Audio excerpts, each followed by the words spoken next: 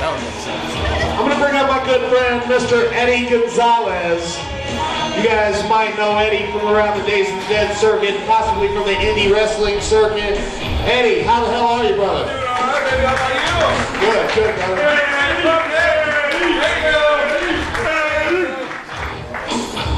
All right. So, Eddie, could you do me a favor? Please introduce your co-host for this panel. My co-host from the East Coast Sport Group, ladies and gentlemen, Michael Exler. Put your hands together, ladies and gentlemen. Thank you all for coming out today for this panel. So we just want to set the intro up. All right, ladies and gentlemen, I know why you're here. It's not to see Exler, even though he's pretty. It's not to see me, even though I ain't that pretty. But ladies and gentlemen, Hall of Famer, World Heavyweight Champion, Tag Team Champion, Intercontinental Champion, every champion you can ever imagine. Ladies and gentlemen, Bret the Hitman Hart!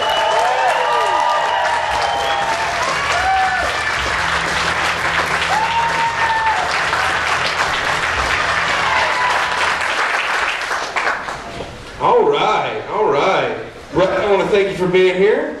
Coming out to wonderful, sunny Chicago.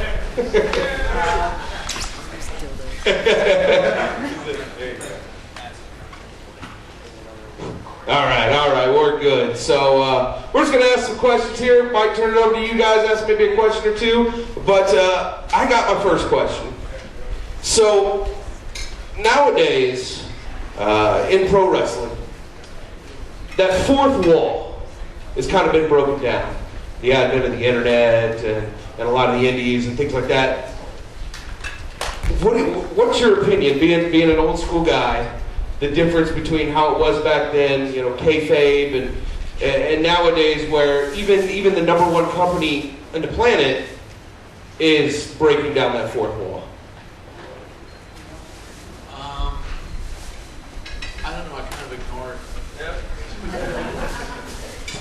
I think probably guys from my time,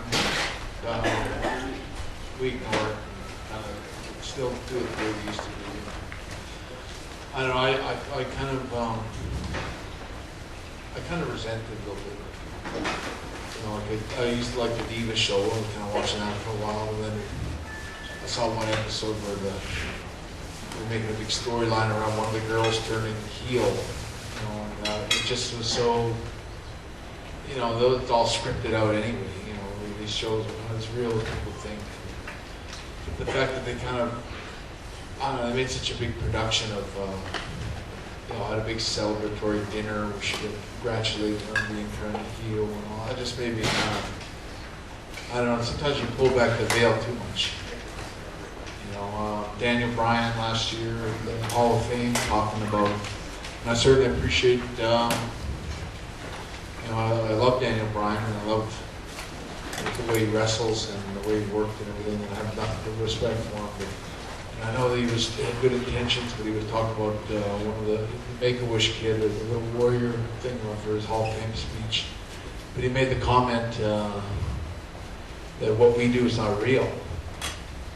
And I remember wrestling fans at the venue were started booing him for saying it. And I was so annoyed by that. It was like, you know, I got way too many injuries, too many broken fingers, and too many, you know, broken sternum. I broke so many bones in wrestling. And I resent, especially when one of my peers or another wrestler that I regard for says that what I did wasn't real. You know, to me it was always real. And, the outcomes are predetermined, and there's a lot that's been, you know, people know pretty much what goes on in wrestling, and I'm okay with that. I think being a wrestler, I was always a big wrestling fan first. I grew up watching wrestling. You know, and I like my wrestling to be real. I don't want to hear somebody tell me that it's not real. I want to believe it's real until I get in my car and I drive home. Maybe when I'm driving home, I go, okay, well, it's a show, or it wasn't real, or maybe they're friends, or maybe they have a beer in the bar right now, and if I find them, they'll all be talking about their matches and stuff. That's okay. But when I'm there at the show, I want to believe it's real. I want to like when you're watching a movie, they don't stop and tell you, like, well, just so you know, this is not real. You know, it's real. I want to believe it's real. And, when the more they pull back the veil on wrestling, like Triple H is an example, and Stephanie McMahon, they want to be there, getting all the praise and love for the Make-A-Wish kids, and then 2 seconds later they're turning on the fans and telling them what pieces of shit they are. And it's like, you know, make up your mind. You want to be the good guys or you want to be the bad guys, you know? Be one or the other, but don't quit trying to pretend to be both. There's no middle road. And it goes back years ago to the Click. You know, when the Click, I remember Madison Square Garden, they all got in the ring and got up on all 4 corners. You know, it's like, I don't know where these guys come from, like what wrestling they grew up watching, but I'm one of those old school guys. I like my wrestling real, and I like my wrestlers to keep it real till, you know, for as long as they can. You know, the longer the better. And that's just the way I was. Throughout your career, you had many feuds with many different wrestlers. Can you talk about maybe one of your favorite ones that you had throughout your career? Oh, I kind of loved all of them. They were all special in all their own kind of ways. Looking back on it, I love my feud, the rivalry I had with Jerry Lawler was always a lot of fun. Jerry Lawler was always a heel. Like, no matter how much, back in those days with you know, sometimes the fans were starting to cheer the heels and the babyface was kind of a common thing. But I remember whenever I wrestled Jerry Lawler, it was like, that wasn't going to happen. Jerry was a great heel. He was one of the best heels. And always had heat with the fans, and I loved working with him. And I loved working with my brother Owen. That whole feud that we had and the storyline that we had was always so much fun. You know, I missed that probably as much as any of them. Steve Austin was another one. I mean, you know, I think leading into the match we had here, even in Chicago, you know, the WrestleMania 13. You know, just the way we built the heat with each other and the promos that we had, you know, they were always, it was the beginning of shoot promos, you know. We understood that it was a work, but we also understood how to make it real, and the things he said about me, about putting an S in front of Hitman and stuff like that. You know, I think all that was really good, and it's what's missing sometimes in wrestling today. You got these writers, guys writing this stuff down, but if you really watch and listen to wrestling today, it all sounds like it's being written by the same guy. Everybody's starting to sound the same. They all starting to look the same. They all have the same kind of bodies, the same kind of style. Everyone's high spot monkeys. Everything's high spots, high spots, high spots. Nobody ever stops and sells anything. You know, and I think they should stop and look back on the 90s and remember how great wrestling was really done. Other feuds, you know, going back years ago, I loved the feud that we had with the Bulldogs, the Hart Foundation. The Bulldogs were always, you know, kind of turned a corner, I think, for wrestling. We took it up a notch, you know, and I don't really care what anyone says, but I remember back in, say, 84 and 85 when I was in WWF, there was the Bulldogs came in and they started doing all these things that they were doing in Japan. And, you know, once they started working with the Hart Foundation, you could see the whole territory pick up. Everything changed. The guys that weren't working so hard suddenly were working harder, and it changed the whole style where everybody was moving faster and doing more creative stuff in the ring because I think because of what the Calgary boys were doing. And, so I think, you know, going back to those days, you know, I miss the way the matches that we have with the Bulldogs, some of that tag team stuff.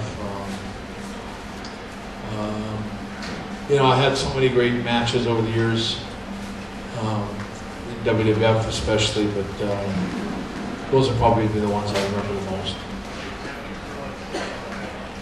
So you were talking about change. It's a not a known secret, but me personally, everybody, most of these people know me. I was not a big fan of the Attitude Era. I was also not a fan of things like ECW. But Now I appreciate it now with the advent of the WWE Network and things like that. I can go back and watch it, but I wasn't a big fan of that. And I know there were a lot of promos that you'd cut during that time where you also were not a fan of that. At that time, not only did you switch to WCW, but I, as a fan, personally switched to WCW. Not knowing any of the politics and things of that nature, I just knew that these were the guys that I grew up watching, and now they're here, not here. What were the biggest differences for you? Not the circumstances that got you there, but working for the WWF at the time, WWE, and working for WCW. What was the big difference between working for both of those companies? It was like night and day. WWF, you always knew what you were doing. Like you always had a clear. Vince was pretty clear with, and they didn't tell you everything. You never really knew exactly what you were doing. Like, but it was always a rough sketch of like what you were doing for the next 3 or 4 or 5 months. You're going to be wrestling on probably till SummerSlam, stuff like that. And it's like, okay, so you sort of have an idea of what you're doing. WCW, nobody knew anything. They were the dumbest bunch of stupid idiots. I can't say enough about how stupid they all were. Eric Bischoff was an absolute imbecile. He was maybe the single dumbest idiot that ever got into wrestling. He never had a clue about anything. He didn't know anything about wrestling. You could give Eric Bischoff the greatest idea in the world, and he would look at you and give you some absolutely stupid answer as to why you couldn't do it. Like, well, we can't do that because, and then you'd hear it and you go, you know, we're walking away going, that's not even a reason. He was so stupid. I can remember one time, they'd send me to the ring all the time for I had nothing to say. People would go, well, he's no good on his promos in WCW. I don't know if they do or they don't, but I mean, I don't think I was very good on my promos, but the truth is, I didn't know what the hell to say. They sent me out to the ring. I go, who am I wrestling? What am I doing? Nobody knows. He's like, you got a promo. About what? I can remember one time I went out and I talked about my cat. And I remember coming back and Eric Bischoff goes, I loved your interview about the cat. And I remember thinking, so I thought about it for a second. I said, I got an idea. I said, why don't I start coming out to the ring with a cat carrier, one of those little pet cages. I said, I'll have my cat in there for real. And so then somewhere I'll have a match where, you know, I crawl over and the referee gets knocked down or something, and I'll pull my cat out of the cage. It'll be like a teddy bear or whatever, with like a cat. It's a stuffed toy cat. And then I'll swing it and I'll knock the opponent out. And then after I'll unzip the toy cat and I'll pull out a brick that'll be inside the cat. And I remember Eric Bischoff going, I love it. And you know what, the truth is, it would have been the best thing WCW did with me. I mean, I can't tell you how frustrating it was to go there. That whole Goldberg stuff I did with the steel plate, I mapped that out with Bill Goldberg. Talked to him about it, had this idea, they're going to run the show up in Toronto, Canada. I said, I'm going to get this huge reaction when I go there. And so I presented the whole thing to Bill, and Bill goes, I love it. I think it's a great idea. So then I go to Eric Bischoff, and he goes, Goldberg will never go for it. I said, Bill loves it. He goes, he can't believe it. And he's like, okay, so we're going to do it. He maps out the whole thing with me. We're going to do it in Toronto. And he tells me, he goes, don't tell a soul that we're going to do this. It's got to be a secret. So I didn't tell anybody. He disappeared for about 5 weeks, went to France or something for a holiday, a sabbatical. And he comes back, and the whole time he's gone, they're trying to beat me on TV every week. And then the week before I get to Toronto, they won't let me do any interviews or anything. And I said, I got to do an interview about Toronto, and at least say I'm going to be there. And so I did an interview, and we get to Toronto the next week. It's the first time I see Eric Bischoff since we planned this thing out 2 months before. And I got to the building, and Bill Goldberg's all worked up. They've already got to him. and told him that this whole idea is going to kill him off, and that it's the worst thing he could do, and so now he doesn't want to do it. And I go and find Bill, and I said, come on, Phil. I said, I talked to you this 2 months ago. You said you loved this idea. Now it's time to do it. This is going to be great. And so Bill kind of came around again after I started, re-explained everything to him again. And I don't blame Bill because he was such a rookie back then. But I remember Eric Bischoff goes, we still can't do it. He goes, we're going to have you do the whole thing with the steel plate with Goldberg. He spears you and you count him out and all that. He says, and then we're going to have Hogan come down. Hogan's going to come down, and you and Hogan go to high five, and then Hogan's just going to deck you, knock you out, like beat the crap out of you, and leave you in the middle of the ring. So I remember I said, so what, am I working with Hogan? He goes, no. I said, am I working with Goldberg? He goes, no. I said, well, so why the hell would I, it doesn't make any sense. And so then he panicked. I remember he panicked. He goes, and he says, you got to clear it with Hogan. And so I go and see Hulk Hogan. I go and find him. I said, so what do you need to be in my match for? And he gives me that Hulk Hogan look, like surprise, I don't need to be in your match, brother. And it's like, okay. So I walk over to Bischoff and I tell him, I said, Hogan says he doesn't need to be in the match. And he has this big sigh of relief. And he says, okay, well, you go ahead and do it. So we still went out and did it. And I remember when I came back after the match, I remember when I was out there doing my rant about, it's the first time I actually had something to say in WCW. And I was doing my whole rant. And I was only halfway through it when they started playing Goldberg's music. And, I remember Kurt Hennig was the one that told me, he goes, they were running back in the building when I pulled off the jersey and I had the Toronto Maple Leaf jersey on underneath, that Eric Bischoff just about had a heart attack and was running around telling everybody that, running up the hall and telling Goldberg, he's killing you off. He's killing you off. Get out there. And Goldberg comes out with the steam coming out of his ears and all that. And we still did it and everything, but it just, I can only tell you that they were so stupid. Bischoff in particular was the single biggest idiot in wrestling, and I got nothing good to say about him. And I don't have a whole lot of good things to say about Hulk Hogan either. He was another stupid idiot. It was very frustrating to be there. I went there, and I always hear Eric Bischoff make the comment that I didn't have the fire anymore. And I came there where I was kind of a broken, tormented soul, which is such bullshit. I came there with I wanted to kick ass and turn that company around and be everything that I could be for that company, and they were too stupid to know what to do with me. And the guy that got that right was Vince McMahon. He told me before I ever left, he said, those idiots in WCW will never know what to do with Bret Hart, and he was right. That was a dead-on bullseye. Fair enough. So, with that information that you just gave us, how long did you know that WWF was going to win the Monday Night Wars with all that information about WCW? I knew they were going to win before I ever left.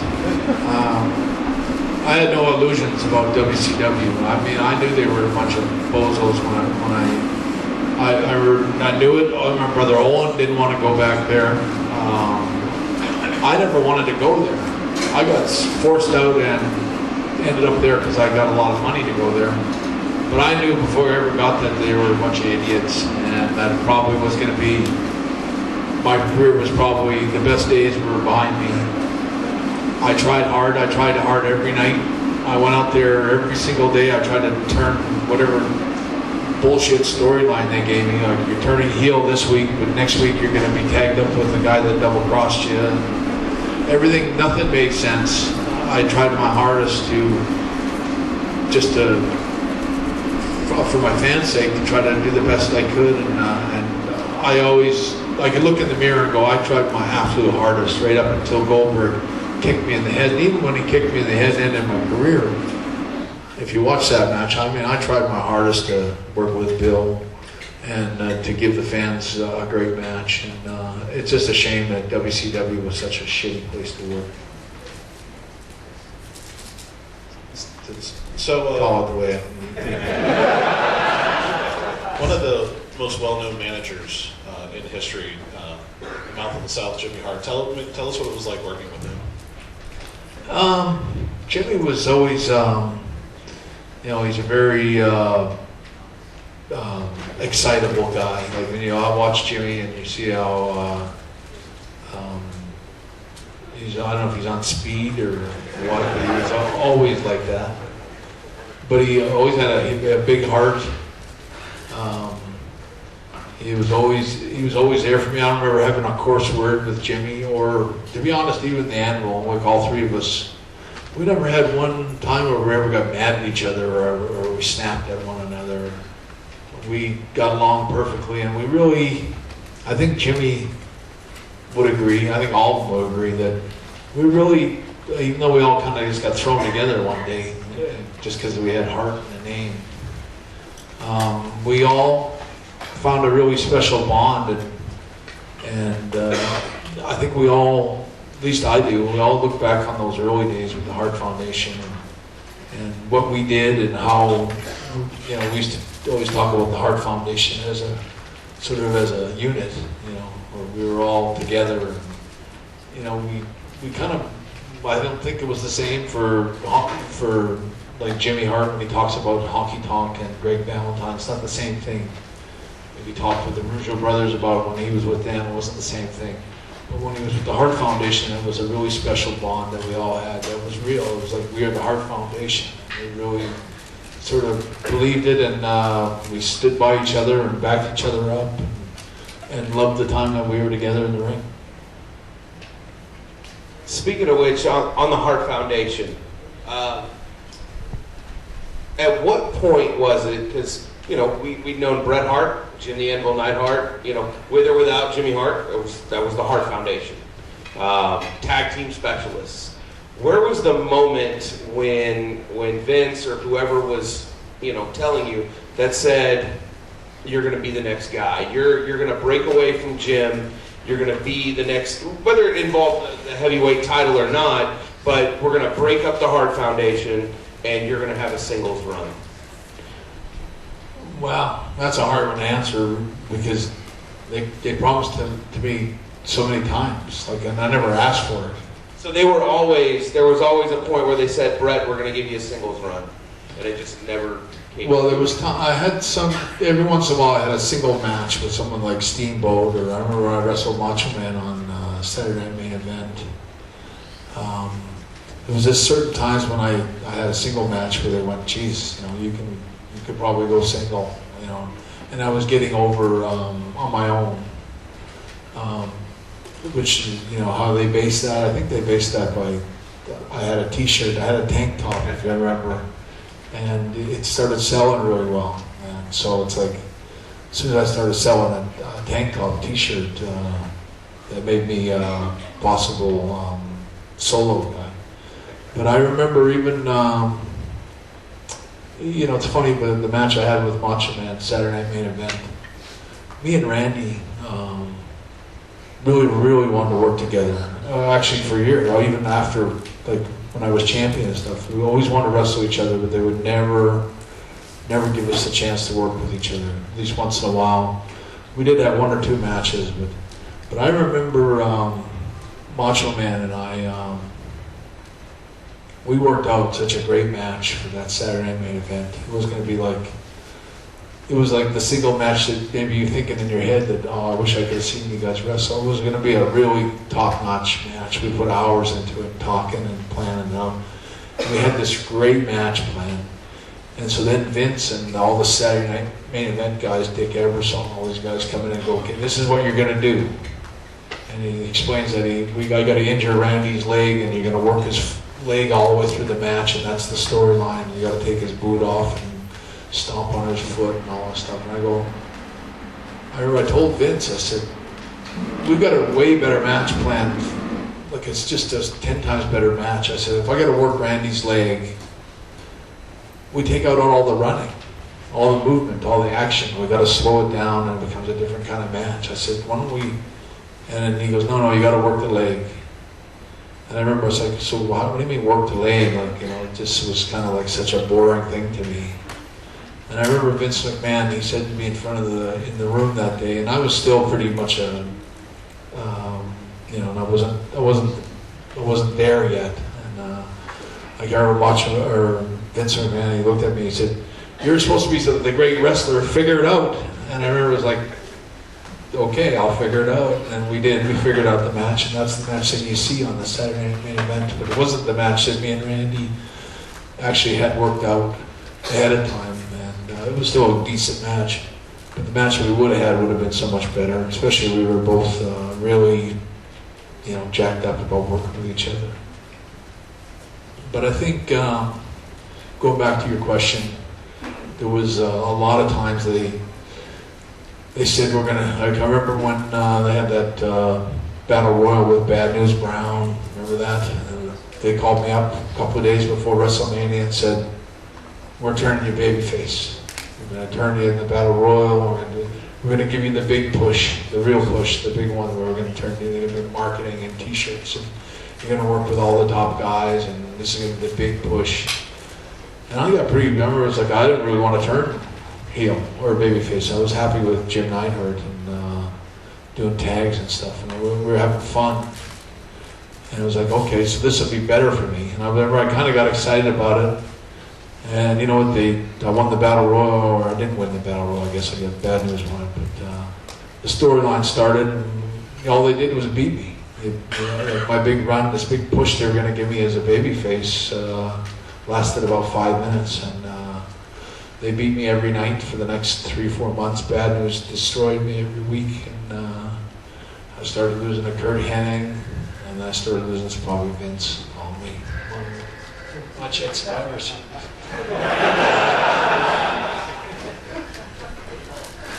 Anyway, sorry about that. But anyway, so they promised me a big push then, and it didn't happen. And then that probably happened another 2 or 3 times over my career. Right up until even when we lost the tag belts with the Nasty Boys in Los Angeles. And then they told me they were going to give me this big push, and I said, is this the real one or the bullshit one like you've been telling me the last 3-4 years? I said, no, this is the real one. And I remember I got to Las Vegas the next day for the TV taping after the show in LA. And they said, you're working with Kurt Hennig. I said, well, so what are we doing? I said, well, Kurt just won the belt from Kerry Von Erich, if you remember. And so, he just won the belt. I'm wrestling him. And what does that mean? I said, I'm going to job out to Kurt every night for the next 2 months, 3 months. And that's going to, I said, I refuse to do it. I'm not even going to, I'm going to quit. I'll just go home. I'm not sticking around to do jobs for another 3 months for somebody else, even though I love Kurt.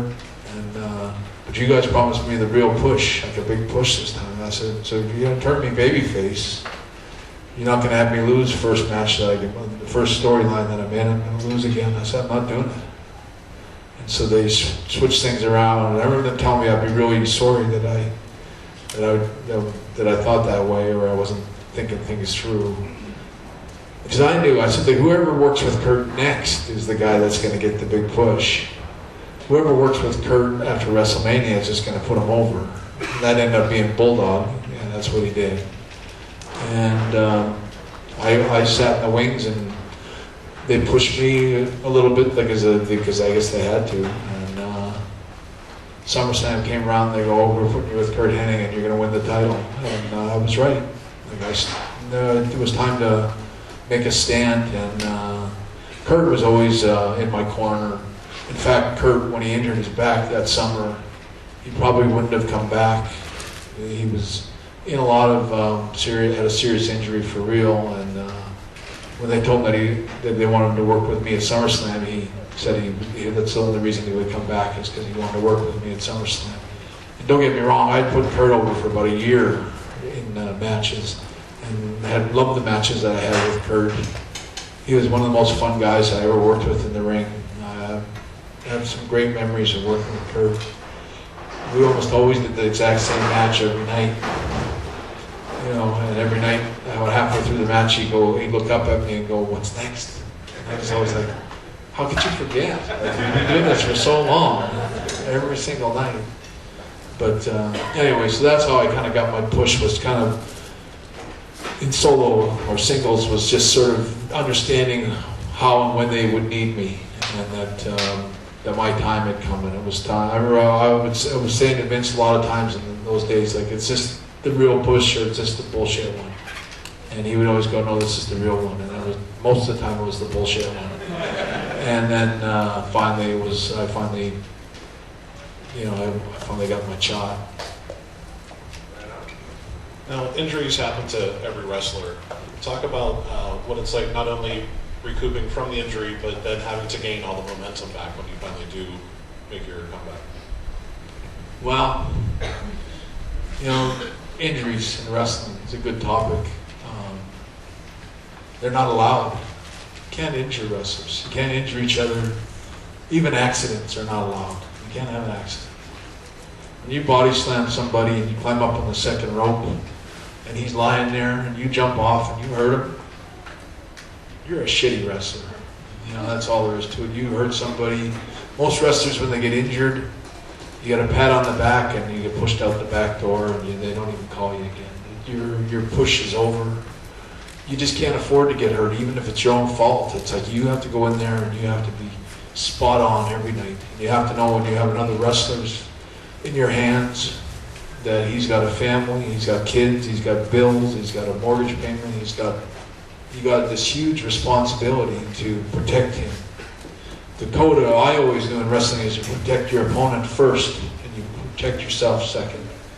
You know, he's the most important thing in there, and there's a certain trust and respect that you have to have with every wrestler, and I always had it. I never injured one wrestler in my whole career, which is why I still believe, like when people always go, "Oh, he really believes that tag that he was the best there is, the best there was, the best there ever will be."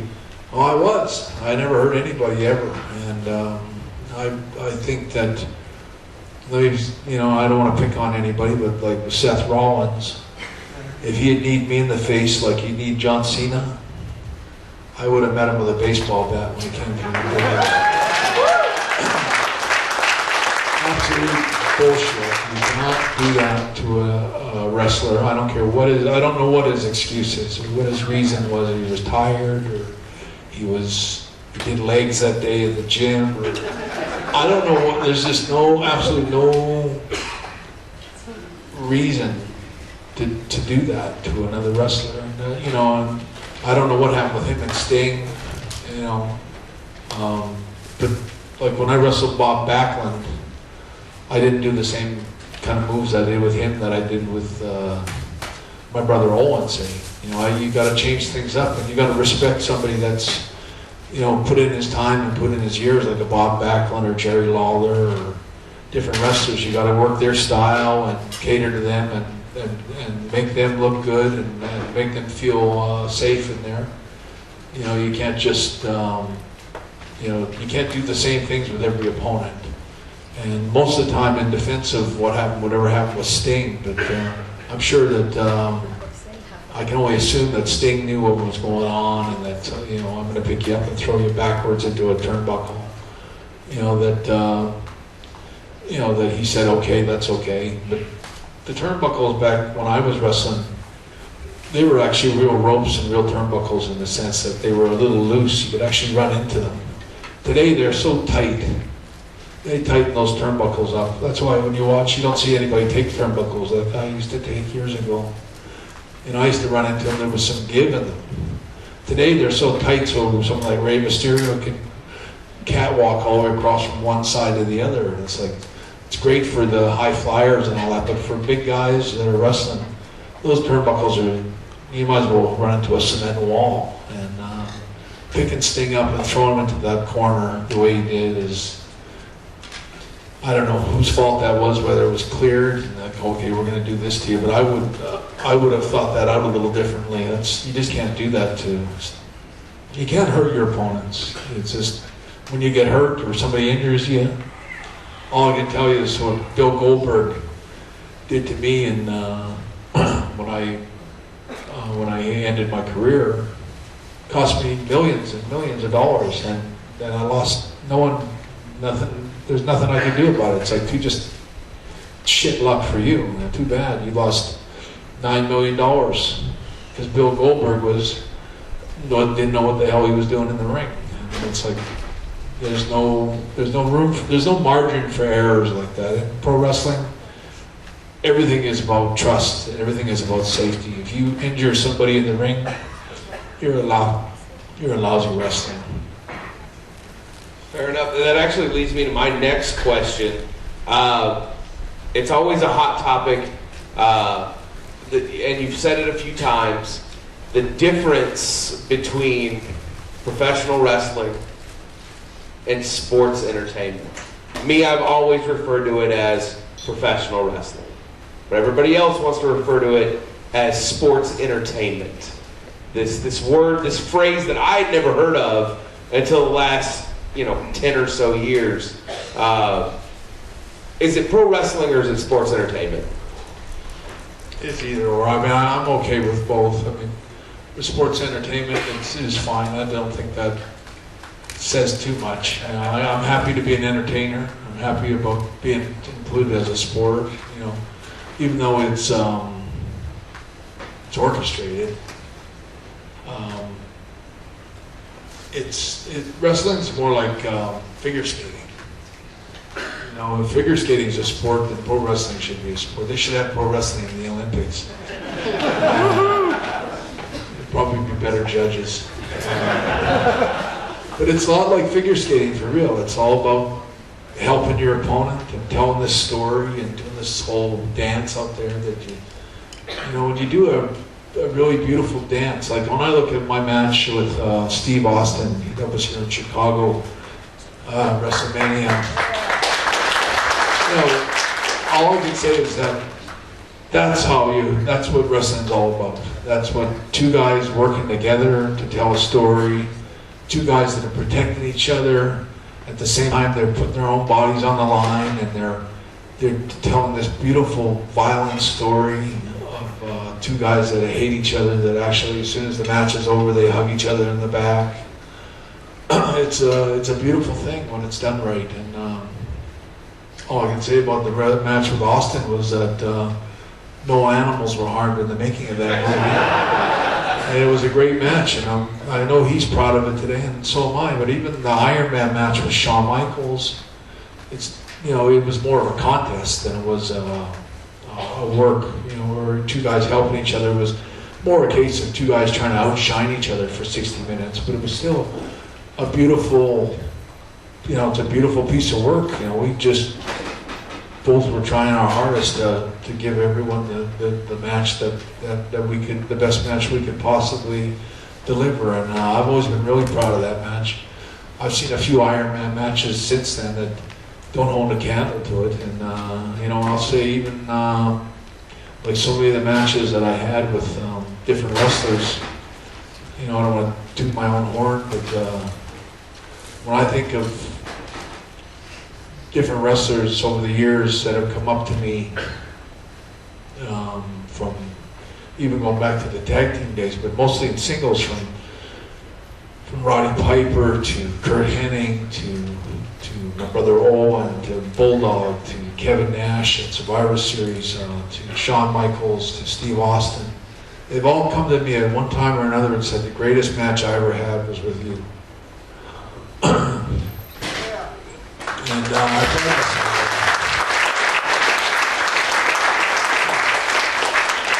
I just had one more question before we take it to the audience for a couple of questions. Roddy Piper was very near and dear to us here in Days of the Dead. Can you talk about him a little bit and what it was like working with him in the ring? Roddy was always ahead of his time. He was a big part of where wrestling is today. He was a guy that he really smartened me up to everything about wrestling, especially in the big time. I remember when I first met him, I was tagging up with Neidhart, and we were starting to get over a little bit. He kept saying, he goes, you guys are great wrestlers, but you're never going to make a dime until you start doing promos. If you're not doing promos, you're not prime time guys. You're just guys on the card. And I said, I don't know how nobody asks us to do promos. And so he told me, so you got to get in there and ask them, and tell them you need to do promos. And he started that off. And I do remember going into Vince's office and asking him. I would go and see Vince every couple of weeks or a couple of months. I'd go and knock on his door and I would say, what do I got to do to get out of, like to get up, to climb the ladder and get into the bigger matches? And he would go, you got to do promos. You got to get better on your promos. And I remember telling him, I said, I'll get better at my promos if I can do some. I don't do any promos.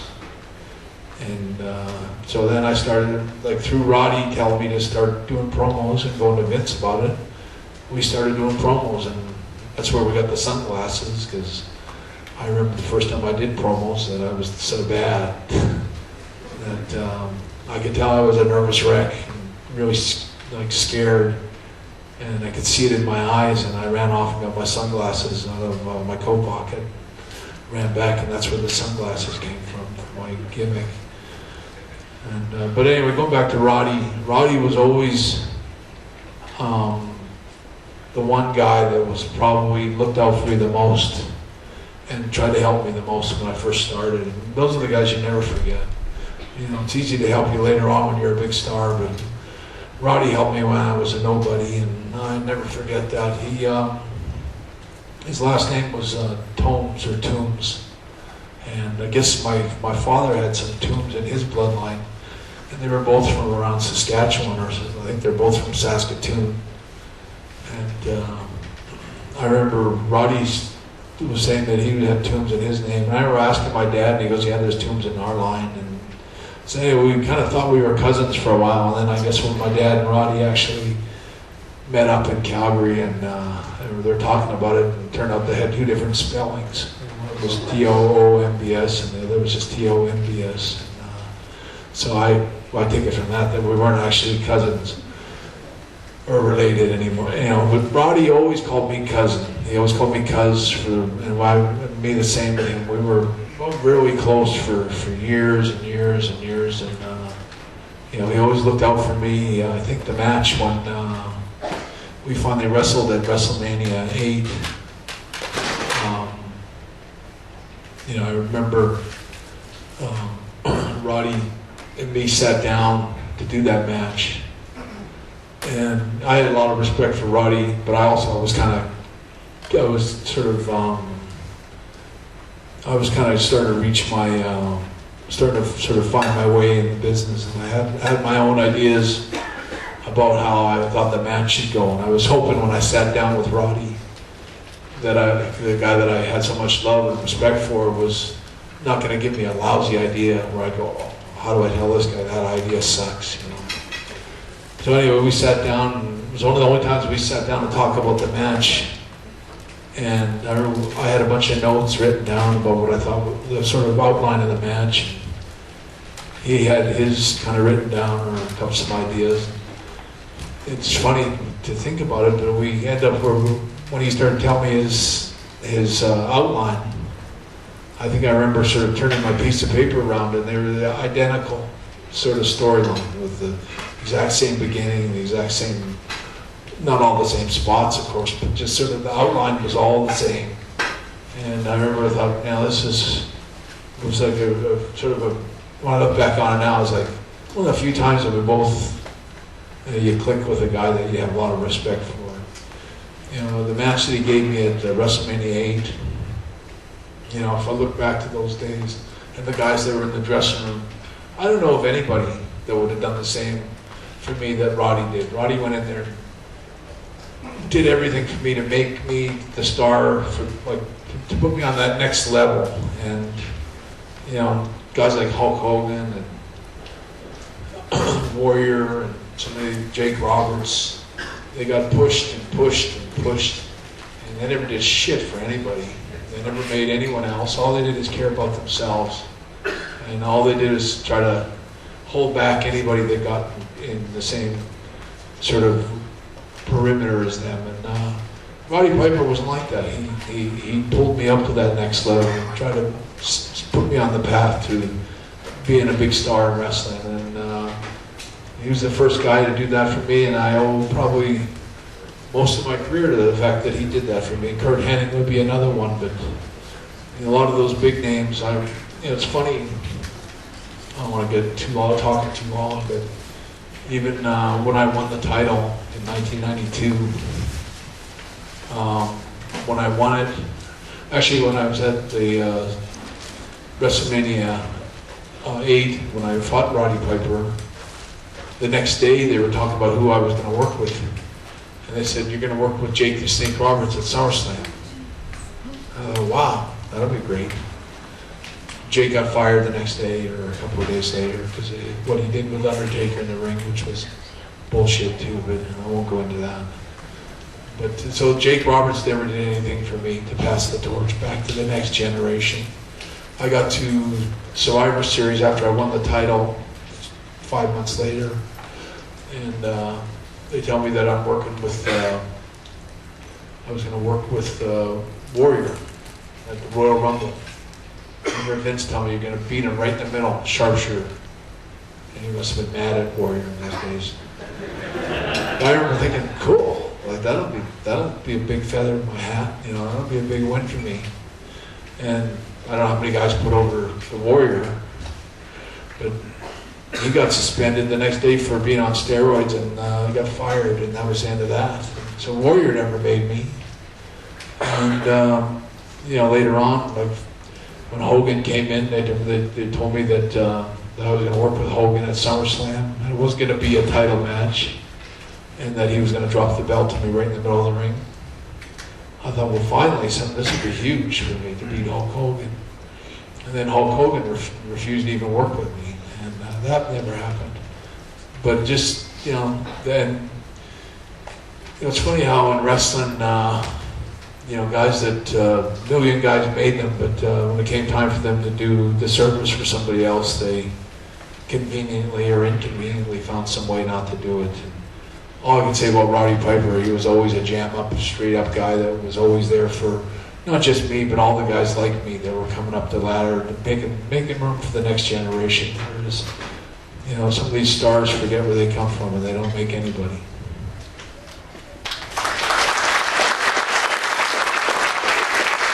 All right, well, I got Mike here. Mike's got a quick question for you from our audience. Hey man, first off, it's an honor. I started watching wrestling when I was 4 years old. Now to be with my kid who's 4 years old. Anyways, I grew up going to the amphitheater in Chicago. I don't know how familiar you were, but I believe Sam Bedecker did some announcing for you guys up in Stampede. So we grew up with that. Bad week, Nick Bockwinkel passed away this week. I think I saw a match with you and him on YouTube. And just any reflections on Nick? And one other question, the SummerSlam show in '93, the match you had with Owen was incredible, but what was the reaction after the Undertaker match? I remember being in the arena that night, there was just silence in the crowd. What was the reaction in the locker room afterwards? Well, I'll go, what was the first one we were talking about, Nick first? Nick Bockwinkel and just the Nick booking not Bockwinkel. working for the Undertaker. I don't know, maybe some guys don't remember Nick Bockwinkel, but he was the best wrestler in the world, in fact, when he was AWA champion. I don't know. You can talk about your Harley Races and your Vern Gagne's and different champions in those days. No one was as good as Nick Bockwinkel. He was the quintessential worker, all pro in there, totally safe, smooth as butter out there. Like every move he did was perfectly executed. He was just, I learned so much wrestling Nick Bockwinkel. I wrestled him. Every time I wrestled him wasn't for an hour. That was the way it was done back then. He would come in as the champion, and I was the sort of star of the company for my dad, and I'd wrestle him for an hour in every town for 7 days, and then he'd leave. But in wrestling Nick Bockwinkel, and I think Curt Hennig, if he was here, would tell you the same thing, you learn so much. I learned so much in 1 hour wrestling him, and how to pace yourself, how to time things. He was really just one of the greatest wrestlers that ever lived, for sure. And you know, it's a shame that he's go back to your other question about the two Undertakers. It's kind of funny. It's a good question.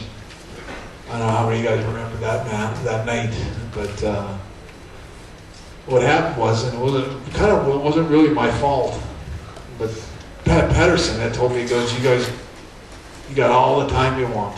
You got so much time out there. You know, take all the time you need. So is that when I wrestled Owen in the cage? Yeah. So we went out and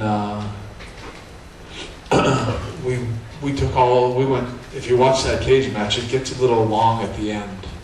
We drag it out, but I remember it was like we were just taking extra time because we thought we had lots. Like basically what they told us is that they were short of time.